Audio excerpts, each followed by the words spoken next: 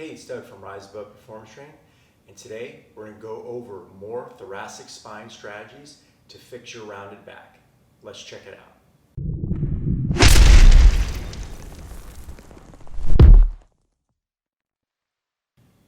This is the second video, an installment of probably 3 videos. So if you haven't seen the first one and all the mobility drills that we did, you can check it out in the card above me. So today we're going to focus on spinal extension. An extension is basically just bringing 2 points away from each other. So we're just going to get long in the spine and particularly in the upper back. So when we're doing computer work or even weightlifting, driving, cell phone, computer, video gaming, we tend to collapse this portion a lot. So we wanted to have strategies to get this longer and get better posture and better back relief and get the muscles kind of in the right spot. So if we're in this position a lot, the back muscles tend to get stretched out, these muscles tend to shorten, and then just bad posture happens, and also just weakness in the muscles, and then eventually you'll end up getting, bad back, bad shoulder because you can't move it. So better posture we can get, and the more neutral we can get, and the stronger we can get on both sides of the body, the better. It is a work in progress. I constantly work on mine because, like I said, a lot of things are forward flexion, so let's work extension. One of the easiest ones I do, and I do it every day, usually in the morning, is kind of a yoga movement.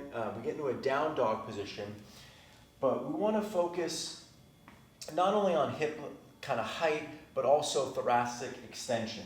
So I'm going to get in this down dog position, and then what I'm going to do, I'm going to start a little bit shallow, and then I'm going to think about pushing my chest towards my knees. So I'm building up tension in my hands. I'm pushing my hips up in the air, and I'm pushing my chest to my knees. I'll back off a little bit because I'm only going to go to where I feel an end range. As I get better and better and more warmed up, I can really push my chest to my knees and pull my shoulder blades together. You may even feel a few pops of relief in the upper vertebrae of the back.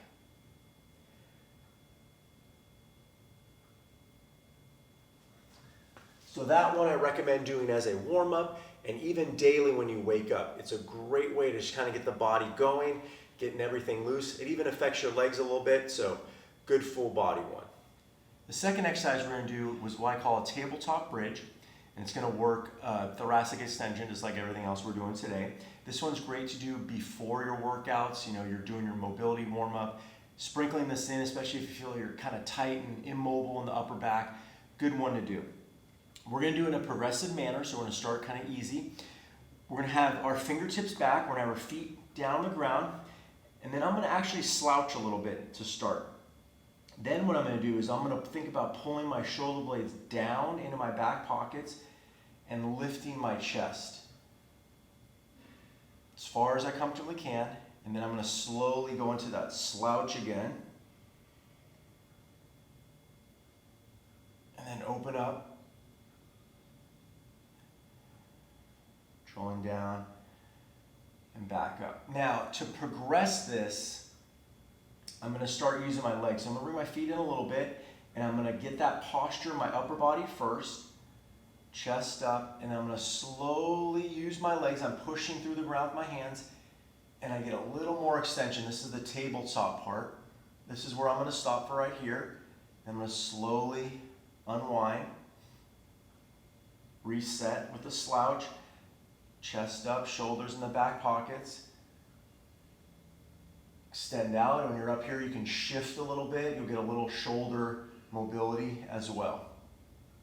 I like fingertips back. You can play around with fingertips forward. It's usually a little bit harder for people. You can also, fingertips forward is hard.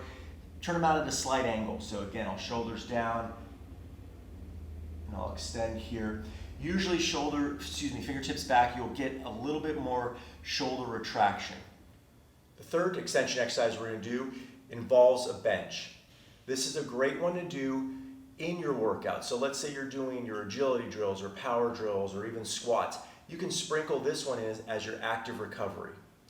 We're going to use a stick, but first I'm going to show you how to do it without a stick. The stick does help to get more extension by creating a little bit of tension and a little more leverage, so we can get that little bit extra extension here. I'm going to rest my triceps on the bench and have my elbows just at the edge. I'm going to put my knees together and kind of behind me a little bit. I'm going to tuck my tailbone.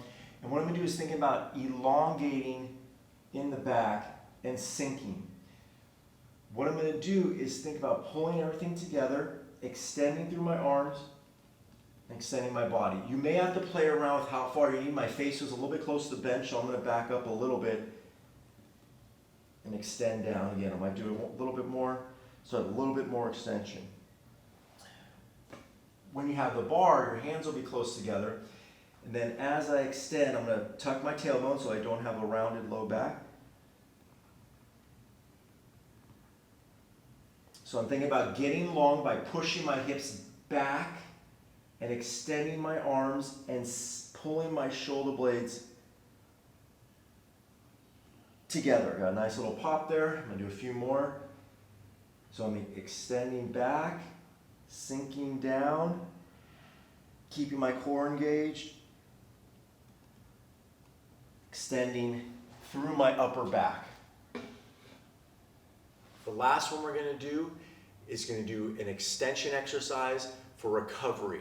This one's a great one to do when you're done with your workout or even done with your day on the computer on the couch and you need a few minutes just to decompress and get your body going the opposite way. A lot of us have one of these lying around either at the gym or even at home, kind of sitting in the closet deflated. You can pump it up and use this for your recovery and back posture. So what I'm going to do is I'm going to just get my low back and upper back on the ball as much as I can. I tell people to kind of take the shape of the ball. Now, depending on the size of your ball, it'll be a little bit different, depending on how much your body will get on there.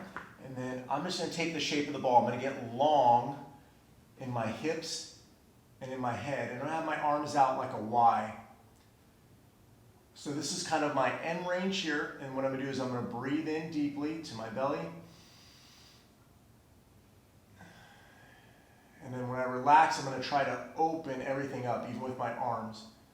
Breathe into the belly again.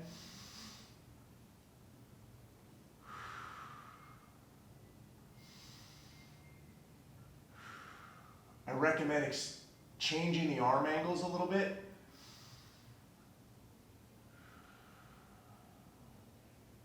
Bring them even down here. Make sure that you are getting rest in between reps, so you're not on tension all the time. Tension is good to build up that tension so it can be released, and when it's released, you're able to extend a little bit more. So again, breathe in through the belly, build up that tension, relax, take the shape of the ball, and you'll feel way more open. So I don't know about you guys, but I definitely just doing those few minutes right there, I feel much better, much taller, much more extended in that upper back. So I'm going to continue to do these. I hope you do the same.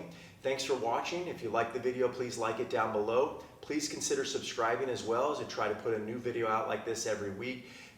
We do a lot of technical videos as well as workouts and other things. Thanks for watching, and we'll see you next time.